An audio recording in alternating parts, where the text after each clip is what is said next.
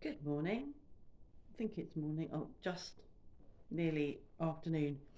We got in at 1:45 last night. Mark did most of the driving because I can't drive in the dark. I hate coming down the A28, which is two lanes. The crash barrier next to us is like a concrete wall, and if you're overtaking lorries, I just get really anxious, which isn't helpful because you need to be relaxed if you're driving, paying attention but relaxed. So he did probably most of the journey, and he's 73. I feel a bit bad really. Anyway, we were up at 8. We didn't get to bed till 2. Up at 8, and he's gone back. We've been back a couple of hours, and I'm not ready to go back yet. I'm going to do some dinner. Um, and I was just thinking about um, keeping yourself as well as you can be during this next few months when you've got all of the winter. Going to pause you because my baked potatoes are ready. My baked potatoes aren't ready, almost. Winter, germs, colds, flu, and obviously COVID. And there's a cold going around called the worst cold you ever had, and that's because with all the lockdowns last year, we weren't exposed to the normal germs that we're normally exposed to, and therefore we've not built up any immunity to those. Now, we've been taking vitamin D, vitamin C um, since COVID. I was taking vitamin D anyway because I need to do that because I take steroids. Um, but we've been taking vitamin C, and I don't think I was talking to my son, who had um, quite a horrible cold whilst we were there. All the time we were there, he probably still got it. And they don't take supplements. They're both in their one. He's in his 40s. Becky's in her 30s, and I do know that people of that age do think about supplements, but um, Phil and Becky don't, and I think there's a lot of people that don't, and I think older people probably are much more aware of what they need to do to supplement the food that they eat.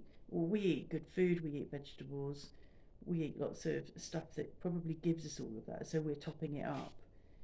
But I know that my son and daughter-in-law don't eat quite so healthily, so they really could do with the supplements. Anyway, I just think it's important to talk about that and talk about you need to support yourself this winter. Winter is going to be really difficult, especially in the UK. The numbers are phenomenal over there. I can't tell you how relieved I am to be home. It reached a point on Wednesday. We were due to travel today on Wednesday when I just thought, this is silly. We're nearly done. We could do our morning coffee that we had booked in Whitstable, and then leave and get back to France. I was really quite concerned that Macron might suddenly say, "Okay, enough's enough. We're going to close the borders." So I'm quite pleased to be here. It's always a relief when we get back onto French soil, um, because it's just insane over there. The traffic. I mean, much of our journey over there is in the southeast, and the southeast is just ridiculous. It's just insane. So coming back here onto the mostly quiet auto routes, apart from around the cities that we go through around on our journey home, it's just a relief. But this time it was much more of a relief. Um, so far, touch wood, I haven't got any, and it is there. Touch wood. Um, uh, uh, Despite being surrounded by a cold, massively sore throat, my grandson had. My granddaughter had was snotty when we got there and was coughing and coughing and coughing, although she has a winter cough that she has every winter. Um, we feel well. We've come back well. Um, and I think we worked really hard to protect ourselves whilst we were over there. Somebody commented on another video that I was obsessive, but when you have got steroids knocking out your immune system, which I've had for 5 years now, I'd already become obsessive, if you want to call it that, about keeping my hands clean, if and being aware of who I'm around and protecting myself. Because when I get sick, as I have done with just what you would normally call a cold, I get really sick. Um, and it's not nice, and it lasts for much longer than it would if my immune system was around to fight it. So yes, I am obsessive. I also have to visit a toilet frequently. I've got a new um, diagnosis I'm waiting to have confirmed that can be treated, but at the moment I need to use the toilet frequently. So whilst we're over there, I'm in public toilets like every hour. Um, you'd be obsessive if you were in a public toilet every hour, if you saw how people were being in a place that's full of more than just COVID germs. So, and you had a suppressed immune system. So, yeah, I am obsessive, if you want to call it that, and I don't give a shit. I need to take care of myself. Nobody else will, and I want to live for a lot longer. And I think it would be great if you took care of yourselves and looked at what you're eating and looked at what supplements you might need to help support you through winter. I can't believe the UK government have just given up on you.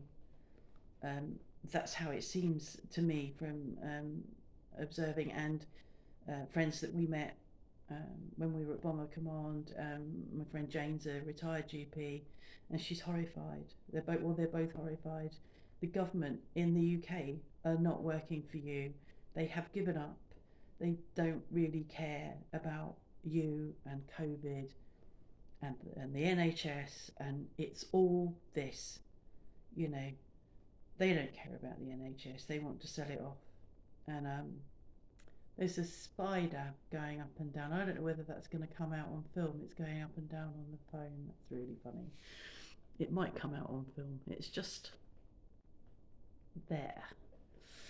Yeah, so your government's given up on you, and I'm going to do what I am going to do today when I am fully awake and when I've eaten and when I'm not feeling alert. I don't think I'll feel alert all day.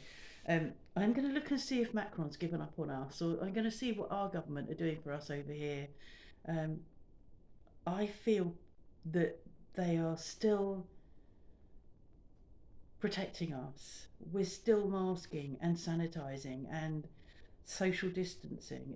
And we have to prove that we are vaccinated or have done a recent negative PCR test to be able to go and eat in a restaurant, or go, or other, go and sit and have coffee. That is really important, and yeah.